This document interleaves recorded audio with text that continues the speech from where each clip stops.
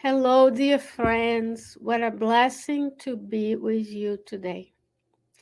Here we are together from one more Spiritist magazine program.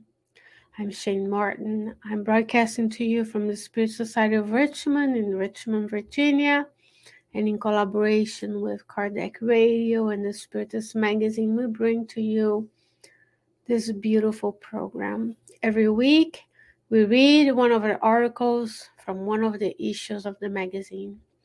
And you can get the whole content of the Spiritist magazine free of charge visiting spiritistmagazine.org. You can buy the physical copy of the magazine. You can download the PDF version of the magazine, which is what I share with you every week to make it clear that it's very easy. Or you can download the app for your Android or Apple devices, where you can download all of the issues inside the app free of charge, and you can use it anywhere you are, waiting at the checkout line, a moment of reflection, your gospel at home, so on and so forth. So today we'll be talking about issue 62, which is the most current issue of the Spiritist magazine. Issue 62 is within the celebration of 15 years of the Spiritist magazine. And the article we chose for today is titled Recipe for Against Selfishness.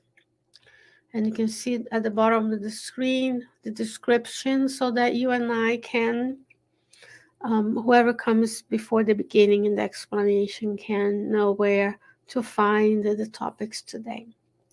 This article is from the Spirit under Luiz through the mediumship of Francisco Candido Xavier in the book titled Passos da Vida, Steps of the Way, chapter 26. The message was received in September of 1957. So first and foremost, I thank you for being here today. It's always an honor to be here. And also I thank Andrea Luiz and Chico Xavier for their dedication so that we could be here today using their material from the books published for us to learn and to grow together. So without further ado, I'm sorry, that was what was looked at last week. And normally, I didn't do it today, but I will correct. And this is the cover of the magazine. You're watching, you're looking, if you're watching this on the screen, if you're seeing me, you're also seeing the cover of the magazine. This is how the PDF version appears on my computer. It might look a little bit different on yours because you're going to be using a different program. I have a Macintosh computer. And then you can scroll down and find all of them. Last week, we talked about others' hopes, which I confess, it was a very important message for me last week.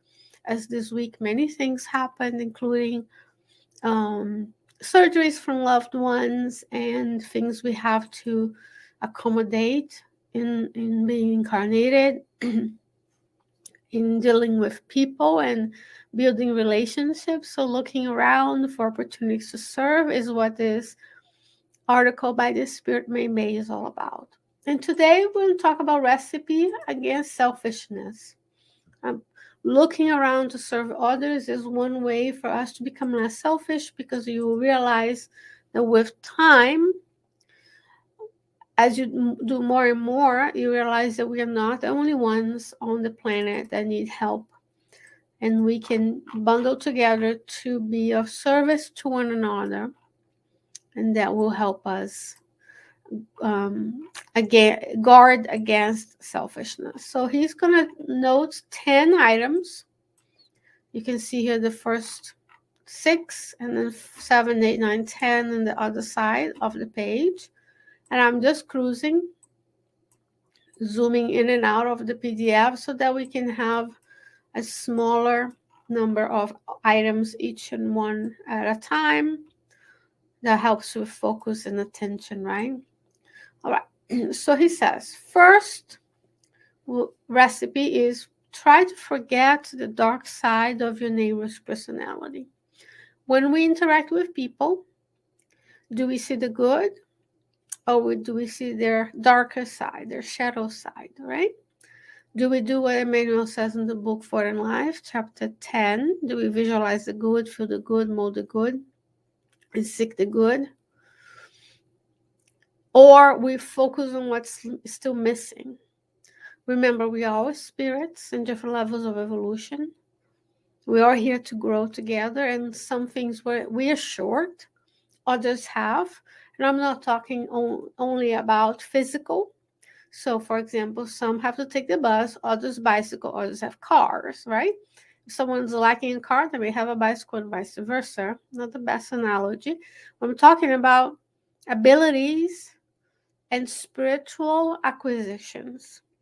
So sometimes, even within one day, we'll lack empathy and be empathetic, lack compassion and be compassionate. So if someone has an aptitude in this life, it will most likely complement what we don't have.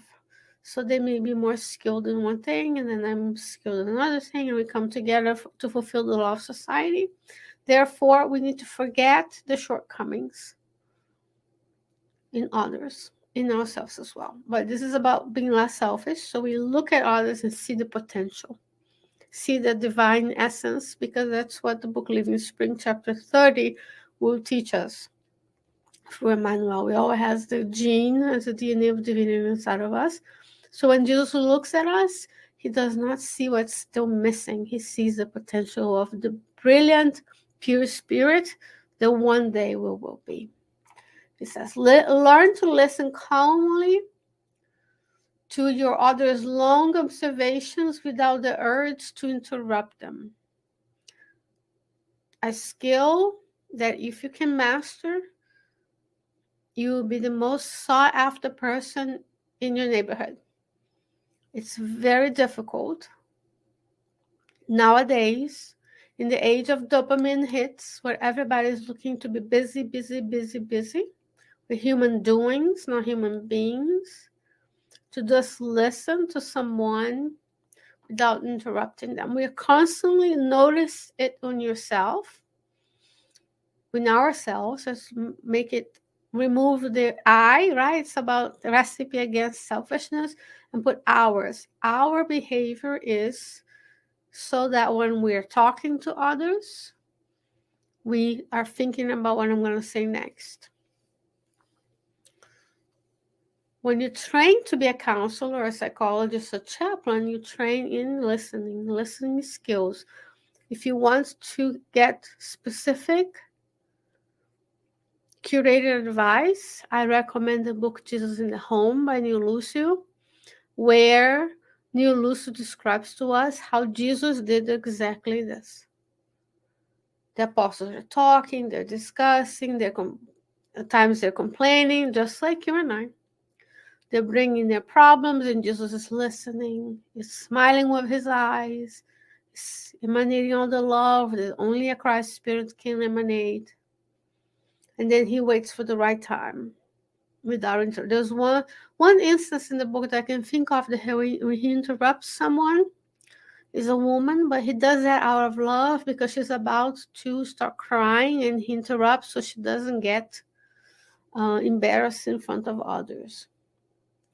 But most of the time, he's interacting with the apostles, a beautiful way of speaking with body language and being measured, something we need to learn. Forget the illusion that your relatives are the best people in the world and that your home deserves special privileges. This is we see a lot these days. It's all about our family, our kids, ours, mine.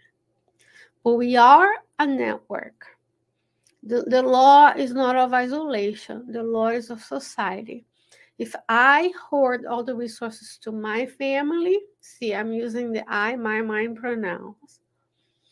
And then others will have less. And when they have less, they don't develop their potential. Therefore, it will come back to me at some point in the form of social aspects where maybe I'll be less secure, because when someone doesn't have something, they will fall prey to crime, for example. When my kids go to the best schools in the best areas, but then 10 miles down the road, those kids don't have the resources, what makes me think I'm more privileged than those? They're also children of God. If their academic achievements are less, they learn less they can contribute and give back to society one day. And that's going to be, maybe they'll even end up in the social network, the safety nets. And then we're all paying into it so we can help those who are in need. So everything is about balance. We need to fight for and work for, not fight for, we'll remove those kind of verbs from our vocabulary. We need to work together. Yes, I want you to have a good house, a good home, a car, your kids to go to great schools. But why do we think we are the ones who have to have everything? Right? If everybody tomorrow decided that everybody deserves to fly first class or consume as much as we consume, we'll be in trouble if we're not already in trouble in terms of economic and environmental impacts of our activities. So everything is interrelated. Do not dispute the paternity of useful ideas, even if they have crossed your mind, since the authorship of all elevation services belongs in its foundation to Jesus, our Master and Lord. This is interesting too, especially in the Spiritist movement, right? Sometimes we want to take ownership. This is my idea. I came up with it. But if the idea is useful, ultimately it came from the higher realms. What we see and experience in the world is a reflection of the spiritual world. So maybe you went to the spiritual realm, had a beautiful conversation with higher spirit, with your mentor, took a class, and you brought that idea to the earth. It wasn't yours, but back in the flesh, we think it's ours. So he's saying the recipe against selfishness is, if the idea is good, it's benefiting others, let people have authorship as well.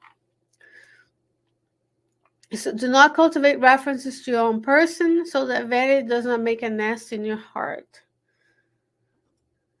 It's hard, especially in the age where everybody wants to be vulnerable. We want to connect with people. So sometimes speakers, such as myself, we share experiences of our daily lives, as I started in the beginning.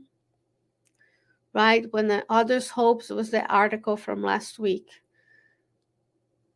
When someone dear to me is having surgery today, I'm reaching out and be like, do you need anything? Does your family need anything? This is a moment of vulnerability where I am making references to my own. That doesn't mean I'm telling you I'm great, perfect. But I'm sharing a story, not out of vanity, but as an example of how we can use these teachings in the daily life. The more we study Spiritism, the more we have the teachings in our hearts, then when time comes, we'll be able to pull that in and use it. So let's not make references on one person so that vanity does not make a nest in our hearts. Listen with serenity and silence.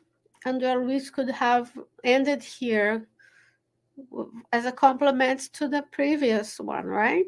Listen without trying to interrupt. Because sometimes when we listen, we disagree, then we get anxious and not serene. To the harsh or bitter remarks of your hierarchical superiors. This is, it can be maybe those who come before us in the Spiritist center we go to, not their superiors, but they've been there before, they have more experience. Maybe it's your boss at work. And then they have remarks for us. They have things that they're pointing out that we need to work on. And then to listen with serenity and silence is difficult.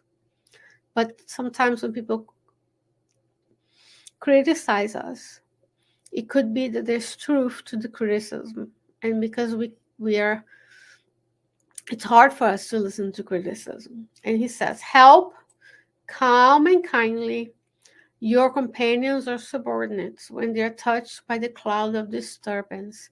So it's a balance. If I have someone who works with me and they're going through a difficult time, I need to help calmly and kindly, not harshly, not in a hurry, but with your heart. Because it's truly about feeling the teachings of the gospel in your heart more than just knowing. Because everyone will be touched by the cloud of disturbance. At work, at home, the Spiritist Center, in your community, at the school children go to.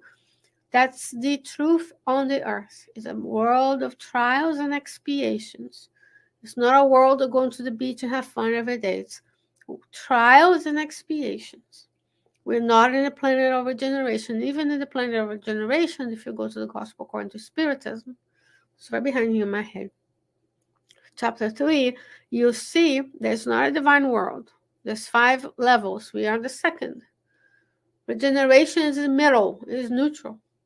There's still going to be evil, but we're tired. We're convalescents. We are right after surgery where we are doing this triage.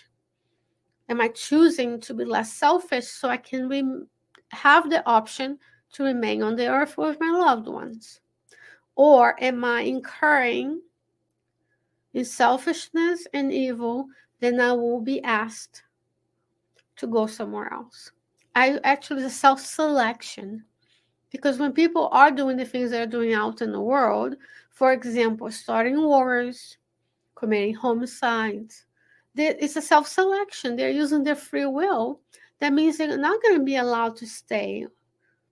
If the planet is evolving, which is a law of progress, they're going to have to go somewhere else and be away for a little bit and have different experience so the growth can occur at some point.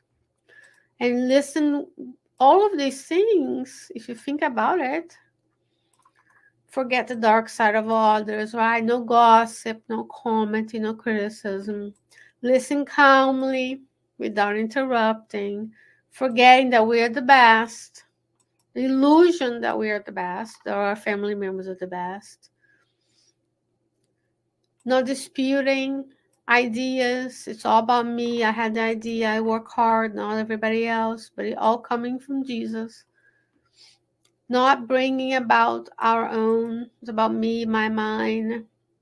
Listen with serenity and silence. If we can do those things, we will be able to be well prepared from when the true regeneration and then happy and divine worlds come in the future, because it's a gradual.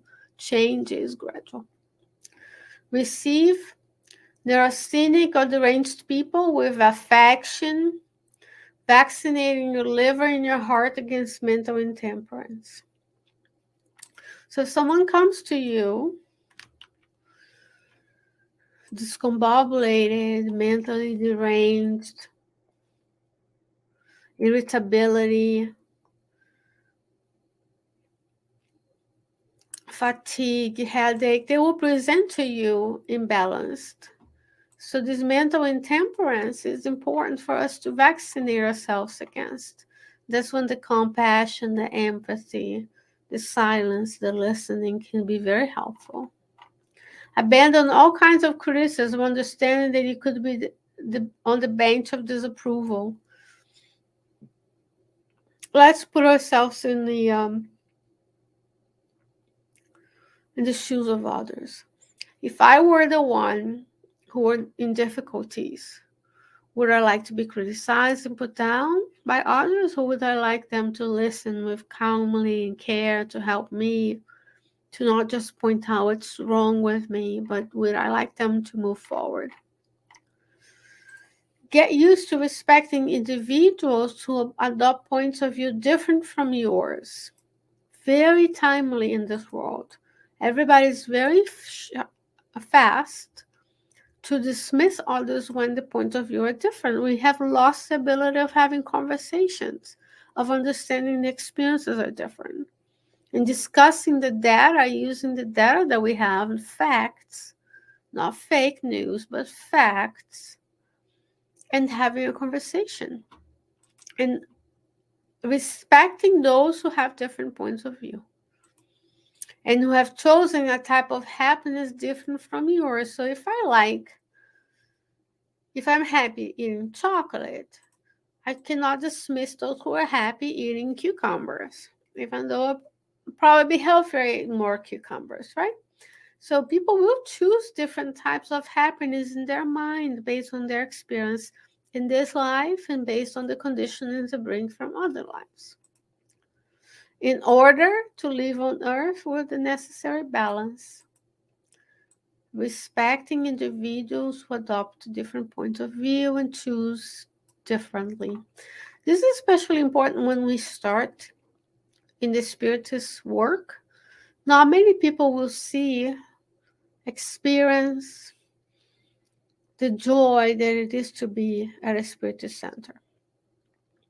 Especially when they see happiness as going to the park, to the beach, to travel on a Sunday, and you are there listening about Kardec, giving passes, receiving passes, serving with the water, or maybe you have a talent for music, for example. All of that is service, and it's joyful. It fuels your soul, it nourishes your soul. And many people are not going to understand that because their happiness will be to always go to the beach, to the lake, to travel, to do on the same Sunday where you are here serving. I see here in the Spiritist Center because I'm actually at the Spiritist Center right now, serving, taking the time that is precious to you in this lifetime to understand that you're more than the physical senses. And that's challenging because you're going to be swimming against the tide. And your family may not understand you, they may sabotage you, and they may convince you that's not worth it. And then we waste incarnation after incarnation looking after the type of happiness that is of this world, that is ephemeral, that is temporary, versus building the spiritual muscle to withstand the difficulties and build for the future. 10, honor charity in your own home, helping in the first place your own family members through the rigorous performance of your obligations. So what are our obligations at home? Who reincarnated with us? Who received us? Who was loaned to us by God to be our offspring? And what are our obligations to them? Without thinking that we are special, they are special, they are unique, and they have a very important role in the universe. Otherwise, God wouldn't have created them, right? But we are here to help one another. So, what is the performance? Which obligations do we have? And how can we better serve one another? So that you are truly qualified to serve the world and humanity today and always. Isn't that a beautiful reminder, dear friends, that it's all about being less selfish? Recipe Against Selfishness by the Spirit under Luiz through the mediumship of Francisco Candido Xavier. Dear friends, I hope that you stay under the guidance and protection of God, feeling the loving presence of your mentors with you and with us. And I hope between now and next week, you can take these teachings and apply them to your daily lives. They can help yourself and many people.